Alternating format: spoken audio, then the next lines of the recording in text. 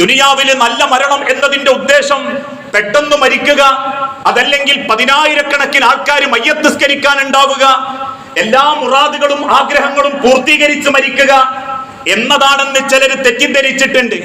പക്ഷേ നല്ല നിലക്കുള്ള മരണം അള്ളാഹുവിന്റെ തിരുദൂതൻ പഠിപ്പിച്ചിട്ടുണ്ട്.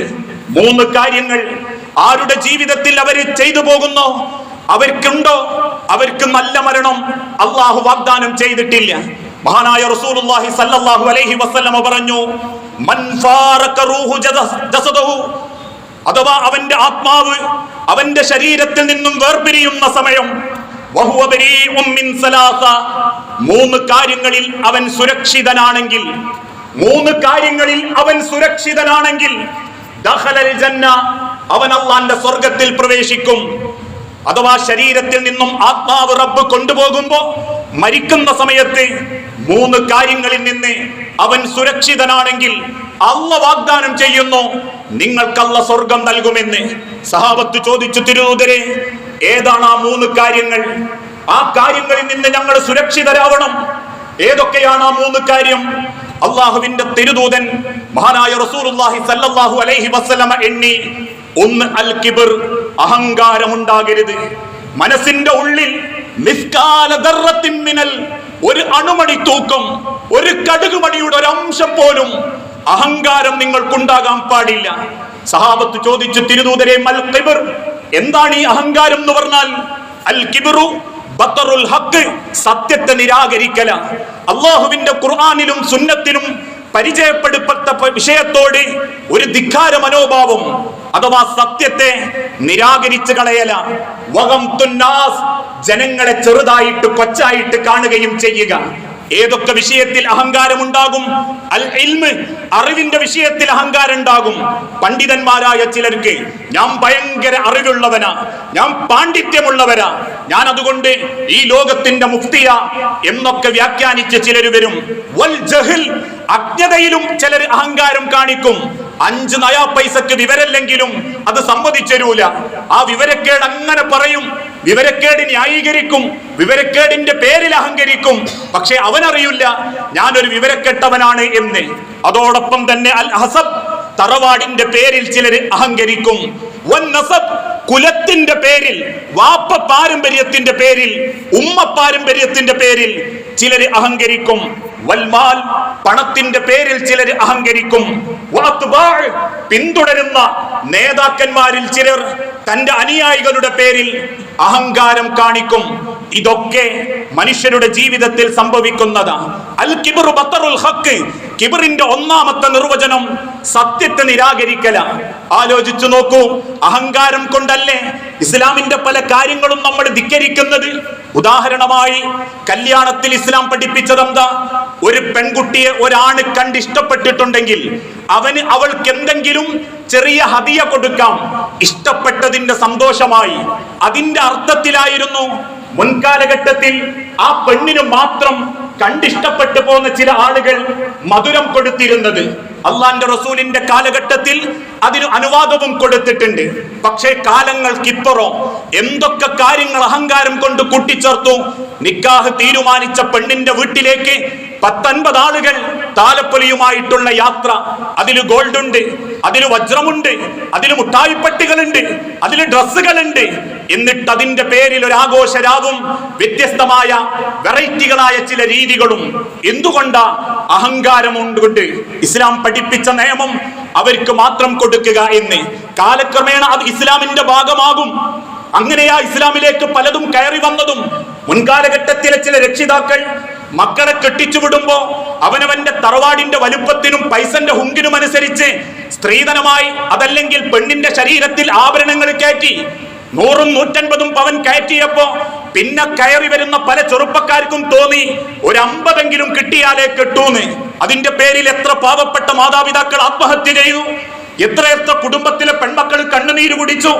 ഇപ്പോഴും അത് ഇല്ലാതാക്കാൻ വേണ്ടി ഇസ്ലാം ഈ ലോകത്ത് പ്രചരണം നടത്തുമ്പോ, ഒരു ഭാഗത്ത് അത് ഇല്ലാതാക്കാൻ വേണ്ടി പണിയെടുക്കുമ്പോ, അഹങ്കാരം കൊണ്ട് മാത്രം ഇല്ലാത്ത ആചാരങ്ങൾ കെട്ടി നിർമ്മിക്കാൻ ഒരു കാരണമേ ഉള്ളൂ: ഞങ്ങൾക്ക് പൈസ ഉണ്ട്, അൽ കിബ്റു ബത്തറുൽ ഹഖ്, സത്യം ഞങ്ങൾ നിരാകരിക്കും. അൽമാലു, പണം കൊണ്ട് ഞങ്ങൾ അഹങ്കരിക്കും. വന്നസബ്, തറവാട് കൊണ്ട് ഞങ്ങൾ കാണിക്കും. ഈ ഒരു ചരിത്രത്തിലേക്ക് അള്ളാഹുവിന്റെ തിരുദൂതൻ ഓർമ്മപ്പെടുത്തി, അണുമണി തൂക്കം അഹങ്കാരം മനസ്സിലുണ്ടെങ്കിൽ റബ്ബിന്റെ പരലോകത്ത് അവരോട് റബ്ബ് പറയും, അവരോട് പറയപ്പെടും, നരകത്തിന്റെ വാതിൽക്കലിൽ വെച്ച് ആ നരകത്തിലേക്ക് പ്രവേശിക്കാൻ, ഖാലിദീന ഫീഹാ, അവരവരുടെ നിത്യവാസികളായിരിക്കും. അഹങ്കാരികളായ ആളുകൾക്കുള്ള പര്യവസാനം അത്രേ അത്. ഈ പറഞ്ഞതിന്റെ അർത്ഥം ഒന്നും കൊടുക്കണ്ടെന്ന് ഇസ്ലാം പറഞ്ഞിട്ടില്ല.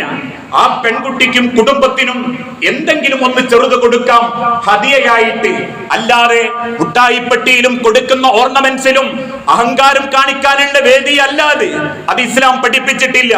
ഇന്നത് നടപ്പിലാക്കപ്പെടുമ്പോ, തുടർച്ചയായി കാണിക്കപ്പെടുമ്പോ, ഓരോ കുടുംബത്തിലും വ്യത്യസ്ത കുടുംബങ്ങളിലും അത് നടപ്പിലാക്കുമ്പോ നിങ്ങൾ ചിന്തിച്ചിട്ടുണ്ടോ, അടുത്ത ഒരു തലമുറ അത് ചോദിച്ചു വാങ്ങുന്ന സമയം വരും. പെൺമക്കൾ ആഗ്രഹിക്കും, അത്ര കിട്ടിയിട്ടില്ലെങ്കിൽ ഓനെ വേണ്ടാന്ന് പറയും. കൊടുക്കാൻ ചില ചെറുപ്പക്കാര് നിർബന്ധിതാവസ്ഥയിലെത്തും. അവര് പണയം വാങ്ങിയിട്ടെങ്കിലും ആ ഷോ ഒന്ന് നടത്തും. ആ അവസ്ഥയിലേക്ക് നമ്മൾ അഹങ്കാരം മുസ്ലിം സമുദായത്തെ കൊണ്ട് എത്തിച്ചിട്ടുണ്ടെങ്കിൽ, അൽ കിബ്ർ, അഹങ്കാരം ഹൃദയത്തിലുള്ളവർ അള്ളാന്റെ സ്വർഗത്തിലേക്ക് സുരക്ഷിതരായി മടങ്ങില്ല. അവരുടെ സ്ഥാനം നരകത്തിൽ തന്നെയായിരിക്കും. രണ്ടാമതായി തിരുദൂതൻ എണ്ണി, അൽ ഗുലൂല്, അന്യായമായി മറ്റൊരാളുടെ സ്വത്ത് കവർന്നെടുത്തവർ, അന്യായമായി സ്വത്ത് തിന്നുന്നവരും സുരക്ഷിതമായി മരിക്കുകയില്ല. അവനവന്റെ സമ്പാദ്യത്തിലോ കുടുംബത്തിലോ അന്യായമായ സമ്പത്തുണ്ടാകൽ. ഇന്നത്തെ സാഹചര്യത്തിൽ എല്ലാവർക്കും സമ്പത്ത് മതി, ഏത് നിലക്കും എങ്ങനെയെങ്കിലും പൈസയുണ്ടാക്കണം. അതുകൊണ്ടാണല്ലോ അനന്തര സ്വത്തിൽ പോലും ഇസ്ലാം എന്തുകൊണ്ട് അനന്തര സ്വത്ത് ഇന്ന രീതിയിലാക്കി എന്ന് ആളുകൾക്കറിയണ്ട. കിട്ടാനുള്ളത് കിട്ടണം. ഒരു വാപ്പാക്ക് 3 പെൺമക്കളാ എങ്കിൽ ആ വാപ്പ മരിക്കുമ്പോ ആ വാപ്പാന്റെ ജ്യേഷ്ഠനും അനിയനും ഒക്കെ സ്വത്ത് പോകും. എന്തുകൊണ്ടാ? ഈ പെൺമക്കള് അനാഥകളാ, യത്തീമക്കളാ. വാപ്പാന്റെ സ്ഥാനത്ത് എളാപ്പ നിൽക്കണം. അല്ലാണ്ട് അക്കാലം വരെ തിരിഞ്ഞു നോക്കാത്ത എളാപ്പ പെൺമക്കള് മാത്രമേ ഉള്ളൂ എന്നറിയുമ്പം സ്വത്തിന് വേണ്ടി ചോദിച്ചു വരുന്ന ഒരു രീതി ഉണ്ടല്ലോ, അതല്ല ഇസ്ലാമിന്റെ രീതി, അതല്ല സ്വത്തിനോടുള്ള ഇസ്ലാമിന്റെ കാഴ്ചപ്പാട്. ഓരോ കാലണയും നമ്മൾ സമ്പാദിക്കുമ്പോഴും കിട്ടുമ്പോഴും അത് ഹലാലാണെന്ന് ഉറപ്പ് വരുത്തണം. ഓരോ രംഗത്തും ഇന്ന് ചൂഷണങ്ങൾ നടന്നുകൊണ്ടിരിക്കുകയാണ്. അതുകൊണ്ടാണല്ലോ പ്രബുദ്ധരായ കേരളക്കരയിൽ ഒരുപാട് ചലന്തി വലകളാക്കപ്പെട്ട നെറ്റ് മാർക്കറ്റിങ്ങുകളെ കൊണ്ട് പൈസ പോയവരുണ്ട്.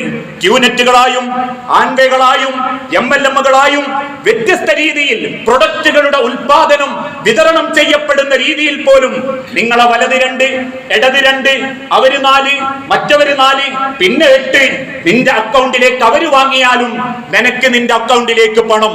എന്തടിസ്ഥാനത്തിൽ? ആര് പറഞ്ഞു? ഇവൻ പറഞ്ഞു. ഞാൻ ചേർത്തവൻ എന്നെ ചൂണ്ടിക്കാണിച്ചു, എന്നെ ചേർത്തവനെ ഞാൻ ചൂണ്ടിക്കാണിച്ചു. മേലെയുള്ളവൻ പൊട്ടിയപ്പോ താഴെയുള്ളവൻ എന്റെ നേരെ വന്നു, ഞാൻ മുകളിലുള്ളവന്റെ നേരെ പോയി. ആർക്കും കിട്ടുന്നില്ല. പിന്നെന്തിനാ എന്റെ കൂടെ നിങ്ങൾ കൂടിയത്? ഞാൻ എന്തിനാ വലതുഭാഗത്ത് 2 പേർക്ക് ഉറപ്പ് കൊടുത്തത്? ഒരു ഊഹം, കാരണം കിട്ടിയേക്കാം. അങ്ങനെ കിട്ടിയവരുണ്ട്. അങ്ങനെയാണല്ലോ ഏതെങ്കിലും ഒരു ക്യൂനെറ്റോ അത്തരത്തിലുള്ള ഏർപ്പാടോ ഉള്ളവന് നമ്മൾ വിശ്വസിക്കണമെങ്കിൽ ഒരു ഏതെങ്കിലും ലക്ഷറി കാർ, ഓഡിയോ ജഗ്ഗറോ അതിന്റെ മുൻപിൽ ഒരു കോട്ടും സൂട്ടും ഇട്ടിരുന്നാൽ നമ്മൾ വീണു. നമുക്ക് പിന്നെ ഹലാലും ഹറാമൊന്നുമില്ല, പൈസ കിട്ടണം. എന്നിട്ട് അത് 10 ആളുകൾക്ക് അയച്ചു കൊടുത്ത് ഇവന് മാസം 2 ലക്ഷം വരുമാനം നിങ്ങൾക്കും ഉണ്ടാക്കാം. എത്രയെത്ര ആളുകളെ നമ്മുടെ നാവിന്റെ ഊഹം കൊണ്ട് മാത്രം നമ്മൾ നശിപ്പിച്ചിട്ടുണ്ട്. എത്ര കുടുംബങ്ങളെ നമ്മൾ ആ ഹറാമിലേക്ക് കൂട്ടിക്കൊണ്ടുപോയിട്ടുണ്ട്. ഹലാൽ എന്നൊരു വാക്ക് കാണുമ്പോഴേക്കും ചാടിയിറങ്ങിയ ചിലര്.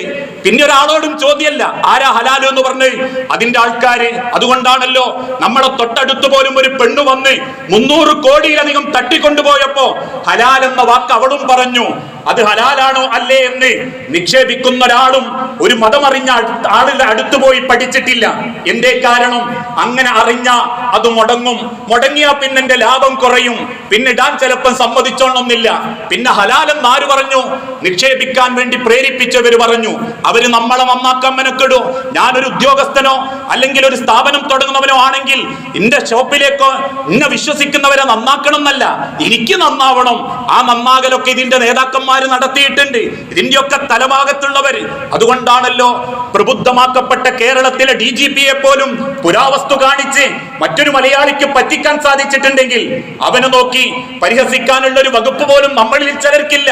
കാരണം പുരാവസ്തുവും അതല്ലെങ്കിൽ ഏതെങ്കിലും ടീപ്പോയിയും അല്ലെങ്കിൽ വിളക്കുള്ള അല്ലെങ്കിൽ തിരി കത്തിക്കുന്ന വിളക്കും കാണിച്ചിട്ടാണ് അവർ പറ്റിച്ചതെങ്കിൽ, മോശന്റെ വടി കാണിച്ചിട്ടാണെങ്കിൽ നമ്മളെ കൂട്ടത്തിലും ചിലര് ഏതോ അല്ലെങ്കിൽ ബോംബെക്കാരനായ ഖസ്റജിയുടെ ഒരു കെട്ട് മുടി കാണിച്ചിട്ട് പറ്റിച്ചിട്ടില്ലേ? ആ മുടിയിട്ട വെള്ളം വിറ്റിട്ടില്ലേ? അല്ലെങ്കിൽ പൗരാണികമായ ചരിത്രങ്ങളെ ദുർവ്യാഖ്യാനം ചെയ്ത് സനദില്ലാത്ത അസ്തിത്വമില്ലാത്ത മുടി കാണിച്ചിട്ട് നമ്മളെ വ്യത്യസ്തമായ രീതിയിൽ പരാജയപ്പെടുത്തി ധനസമ്പാദനം നടത്തിയിട്ടില്ലേ? ആ മുടിയിട്ട വെള്ളത്തിന് വേണ്ടി ക്യൂ നിന്നവരില്ലേ? കോടിക്കണക്കിന് രൂപ സമ്പാദിച്ചവരില്ലേ? അതിലെ കൂതിക്കൊടുത്ത് അല്ലെങ്കിൽ മനുഷ്യരുടെ സമ്പത്തുകൾ കൈക്കലാക്കുന്നവരില്ലേ? അഥവാ ആൾക്കാർക്ക് പൈസ കിട്ടിയാൽ മതി, ഏതെങ്കിലും നിലക്ക് പണമുണ്ടാക്കണം, ആ രീതിയിലേക്ക് പോകുമ്പോ ഒന്ന് മരിക്കുന്നതിന്റെ മുൻപ് ചിന്തിക്കണം, എന്റെ മുതലിൽ എന്റെ സമ്പാദ്യത്തിൽ അന്യായമായ ഒരു കാലണയെങ്കിലും ഉണ്ടെങ്കിൽ അള്ളാഹുവിന്റെ തിരുദൂതൻ പഠിപ്പിച്ചു, ഇല്ലട്ടോ നിങ്ങൾ സുരക്ഷിതനായി മരിക്കൂല, അള്ളാഹനെ നിങ്ങൾ സുരക്ഷിതനായി കണ്ടുമുട്ടുകയുമില്ല എന്ന വാക്ക് നമ്മൾ ഓർക്കേണ്ടതുണ്ട്. മൂന്നാമതായി തിരുദൂതൻ ഓർമ്മപ്പെടുത്തി, അദ്ദൈൻ കടം, ആ കടം ബാക്കി വെച്ച് മരിക്കുന്നവരും സുരക്ഷിതമായി മരിക്കുകയില്ല. ഇന്നത്തെ സാഹചര്യത്തിൽ കടം വലിയൊരു കാരുണ്യമാണ്. മറ്റൊരുത്തന്റെ കയ്യിലുള്ള പണം നമ്മുടെ ആവശ്യത്തിന് വേണ്ടി നമുക്ക് കിട്ടുക എന്നുള്ളത് വലിയ കാരുണ്യമാണ്. അത് കൊടുക്കുക എന്നുള്ളത് വലിയൊരു നന്മയുമാണ്. പക്ഷേ ആ നന്മയും കാരുണ്യവും ചിലരുടെ ദുഷ്ട മനസ്സുകൊണ്ട് ഏറ്റവും ഭയാനകമായ സങ്കടങ്ങളായി മാറിക്കൊണ്ടിരിക്കുകയാണ്. ചില ആളുകൾ ആ കടം വാങ്ങും, അവനിൽ നിന്നും കവർന്നെടുക്കും, കാപട്യത്തിന് വേണ്ടി കടം വാങ്ങും, കപടത കാണിക്കും. അത് എഴുതി വെക്കാത്തവരുണ്ട്. 5 രൂപയാണെങ്കിലും രക്ഷിതാക്കളെ അല്ലെങ്കിൽ സഹോദരങ്ങളെ, നമ്മളൊരു 5 രൂപയാണ് ബാക്കിയാക്കി പോകുന്നതെങ്കിൽ, കടമായി ബാക്കി വെച്ചതെങ്കിൽ, പടച്ച റബ്ബിന്റെ കോടതിയിൽ അള്ളാന്റെ റഹ്മത്തിന് നമ്മൾ കാരണക്കാരാവുകയില്ല. അതുകൊണ്ട് ആ തിരുദൂതൻ പഠിപ്പിച്ചതും എഴുതി വെക്കണം. ഒന്നാലോചിച്ചു നോക്കൂ, ഞാൻ എന്റെ കൂട്ടുകാരനോട് 500 വാങ്ങി, മറ്റൊരുത്തനോട് 2000 തിരിച്ചു, വേറൊരുത്തനോട് 3/4 തിരിച്ചു, മറ്റൊരുത്തനോട് 1,00,000 വാങ്ങി. അവസാനം ഞാൻ മരിച്ച് എന്റെ കാര്യങ്ങളൊക്കെ മക്കളെ എഴുതി നോക്കുമ്പോ അല്ലെങ്കിൽ അന്വേഷിക്കുമ്പോ അതിലൊരു കണക്കും കാണുന്നില്ല എങ്കിൽ നിങ്ങളതൊരു രക്ഷയായി കാണരുത്. കൊടുത്തും പിന്നെ ബേജാറാകും, എഴുതി വെച്ചിട്ടില്ലേ പിന്നെ ചോദിച്ചാലും മക്കള് കൈമലർത്തും. ആ ഒരു കടം വീട്ടാതെ മരിച്ചിട്ടുണ്ടെങ്കിൽ ഖിയാമത്ത് നാളിൽ അള്ളാനെ കണ്ടുമുട്ടിയാൽ പോലും അവന്റെ ശരീരവും മാംസവും അഥവാ തൊലിയും മാംസവും വെന്തുകൊണ്ടിരിക്കുന്ന കബറില് അവന്റെ തൊലി മാംസത്തെങ്ങനെ ദഹിപ്പിച്ചുകൊണ്ടിരിക്കും, തിളച്ചു മറയും. അള്ളാഹുവിന്റെ തിരുദൂതൻ 3-ാമത്തെ ദിവസവും കടം വീട്ടാത്തൊരു സഹാബിയുടെ കുടുംബക്കാരനോട് ചോദിച്ചു, കടം വീട്ടിയോ? ഇല്ല റസൂലേ. അള്ളാന്റെ തിരുദൂതന് ദേഷ്യത്തോടെ ആ മനുഷ്യന്റെ മുൻപ് ഇറങ്ങി നടന്നു. 4-ാമത്തെ ദിവസവും ചോദിച്ചു, കടം വീട്ടിയോ? ആ സ്വഹാബി യെസ് അഥവാ ഉണ്ട് നബിയെ, വീട്ടി കഴിഞ്ഞു എന്ന് പറഞ്ഞപ്പോ അള്ളാന്റെ റസൂലുള്ള തിരിച്ചു പറഞ്ഞു, അൽഹംദുലില്ലാ, ഇന്നു മുതൽ കബറിൽ അവന്റെ തൊലി തണുത്തുകൊണ്ടിരിക്കും, മാംസം തിളയ്ക്കുന്ന രീതിയിൽ അവന്റെ തൊലിയായിട്ടുണ്ടാകും കടം വീട്ടാത്ത കാലത്തോളം. പ്രിയപ്പെട്ട ആളുകളെ, ഇന്നത്തെ സാഹചര്യത്തിൽ കടം തന്നവനെ ബുദ്ധിമുട്ടിക്കുന്നവരുണ്ട്, വല്ലാതെ പ്രയാസപ്പെടുത്തുന്നവര്, വിളിച്ചാ ഫോൺ എടുക്കാത്തവര്, അവധി പറഞ്ഞിട്ടും ആ അവധിക്ക് കൺമുൻപിൽ പെടാതെ നടക്കുന്നവര്, അല്ലെങ്കിൽ കടം ആരെങ്കിലും ഒക്കെ വഴിക്ക് ആ കടം തന്നോനെ ബുദ്ധിമുട്ടിക്കുന്നവര്. എനിക്ക് അവനുണ്ട് 25 തരാൻ, ഇവനുണ്ട് 40 തരാൻ, എനിക്ക് ഞാൻ 1 തരാനുള്ളത്, അവനോട് വാങ്ങിക്കോ. അവനും ഇവനും തമ്മിൽ കണക്ഷൻ ആക്കും. ഈ സാധു ഒരു ബന്ധവുമില്ലാത്തവനോട് ഫോൺ വിളിച്ച് കടം, ആ കടത്തിന്റെ പൈസ എന്ന് ചോദിക്കേണ്ട ഗതികേട്. അങ്ങനെ കടം വാങ്ങി പറ്റിച്ച് തിന്നുന്നത് ഹറാമാണെന്ന് കൃത്യമായി അള്ളാന്റെ റസൂലുള്ള പഠിപ്പിച്ചിട്ടുണ്ട്. കടം വാങ്ങിയവൻ മനസ്സറിഞ്ഞ് നീട്ടി തന്നിട്ടില്ലെങ്കിൽ ആ നിമിഷങ്ങൾ ഓരോന്നും നിങ്ങൾ എന്ത് തിന്നാലും മക്കൾക്ക് കൊടുത്താലും അത് തീറ്റിക്കുന്നത് ഹറാമാണെന്ന അള്ളാന്റെ തിരുദൂതന്റെ മതം പഠിപ്പിച്ചത്. എന്നോട് 2 മാസം പറഞ്ഞു, 30-ാം തീയതി വരെ ഞാൻ കാത്തു, 10-ആയി, അടുത്ത മാസം 20-ആയി, തരുന്നില്ലെങ്കിൽ ആ 30-ന് ശേഷമുള്ള ഓരോ ദിവസവും ആ കടം വീട്ടാതെയാണ്, ഒന്ന് പൊരുത്തം വാങ്ങി നീട്ടി ചോദിക്കാനും മനസ്സ് സമ്മതിക്കാതെയാണ് അവന്റെ കണ്ണുപെടാതെ നടക്കുന്നതെങ്കിൽ അള്ളാന്റെ തിരുദൂതന്റെ സഹാബത്ത് പഠിപ്പിച്ചു, നിങ്ങൾ തിന്നുന്നതും കുടുംബത്തെ തീറ്റിക്കുന്നതും ഹറാമിൽ പെടും. അത് ഹലാലായ വകുപ്പ് വകുപ്പായി മാറുകയില്ല. അതെങ്ങനെ നിങ്ങൾ അവിടെ നിന്ന് സമ്പാദിച്ചാലും. അതുകൊണ്ട് തന്നെ ചിലര് കടം വാങ്ങുന്നത് പോലും തിരിച്ചു കൊടുക്കാൻ ഉദ്ദേശമില്ലാതെയാ, പറ്റിക്കണം എന്നുള്ള മനസ്സോടെയാ. ഒരുപാട് ആളുകൾ അങ്ങനെയുണ്ട്, കടത്തിന്റെ വിഷയത്തിൽ വലിയ ഗൗരവം കാണിക്കാത്തവര്. അത് തന്നോൻ പിന്നെ അതിന്റെ പേരിൽ മനസ്സ് വേദനിച്ച് ജീവിക്കുമ്പോ പിന്നെ എത്ര നമസ്കാരവും നോമ്പുമായി കഴിഞ്ഞിട്ടെന്താ? 1000 100 മറ്റുള്ളവർക്ക് കൊടുത്താൽ എന്താ കാര്യം? ഒരാള് നമുക്ക് കടം തന്നിട്ട് ആ കടം തന്ന വ്യക്തിന്റെ മനസ്സ് ബേജാറാക്കിച്ച് നടന്നാൽ ഒരു ഇബാദത്ത് പോലും അള്ളാന്റെ അടുത്തേക്ക് എത്തൂല. തലകുത്തി മറിഞ്ഞ് ഹജ്ജ് ചെയ്താലും ഉംറ ചെയ്താലും. അതുകൊണ്ട് ആ ഹജ്ജിനൊക്കെ പോകുമ്പോ കടമുണ്ടെങ്കിൽ അത് വേണ്ടപ്പെട്ടവരെ ഏൽപ്പിക്കണം. തിരിച്ചു വന്നിട്ടില്ലെങ്കിലും അവരത് വീട്ടും ഉറപ്പുണ്ടെങ്കിലേ ഏൽപ്പിക്കപ്പെട്ട വ്യക്തി നിങ്ങൾക്ക് അനുവദിക്കപ്പെട്ട വിശ്വസിക്കാൻ പറ്റുന്ന വ്യക്തിയാണെങ്കിലേ നിങ്ങളെ ഹജ്ജ് പോലും അള്ളാന്റെ അടുത്ത് സ്വീകരിക്കപ്പെടൂ എന്ന് പഠിപ്പിച്ച മതമാണ് ഇസ്ലാം. അതുകൊണ്ടാ അള്ളാന്റെ തിരുദൂതൻ മഹാനായ റസൂലുള്ളാഹി സ്വല്ലല്ലാഹു അലൈഹി വസല്ലമ പഠിപ്പിച്ചതും നഫ്സുൽ മുഅ്മിനി മുഅല്ലഖത്തുൻ ഹത്താ യുഖ്ളാ ദൈൻ, അവൻ കടം വീട്ടാത്ത കാലത്തോളം നഫ്സുൽ മുഅ്മിനി, ആ മുഅ്മിനിന്റെ ശരീരം അള്ളാന്റെ മുൻപിലേക്ക് എത്തില്ല. അള്ളാഹ് അവനെ വിചാരണക്ക് വിളിക്കില്ല. അല്ലാഹു തആല ഒരിക്കലും അവന്റെ കടം വീട്ടാത്ത കാലത്തോളം അവനെ പരിഗണിക്കുകയില്ല. ഞാൻ കടം കൊടുത്ത വ്യക്തിയായ ഞാനും മരിച്ചു, കടം വാങ്ങിയവനും മരിച്ചു. പിന്നെ എങ്ങനെയാ മനുഷ്യരെ അത് വീട്ടുക? എന്റെ മക്കളോട് വീട്ടാൻ ഞാൻ എഴുതി വെച്ചിട്ടില്ല, അല്ലെങ്കിൽ എന്റെ വാപ്പാനെയോ എന്റെ മക്കളെയോ കുടുംബത്തിനോടോ ഞാൻ പറഞ്ഞിട്ടില്ലെങ്കിൽ ആ മരണം അള്ളാന്റെ അരികിലേക്ക് എത്തുമ്പോ അത് സുരക്ഷിതമല്ല.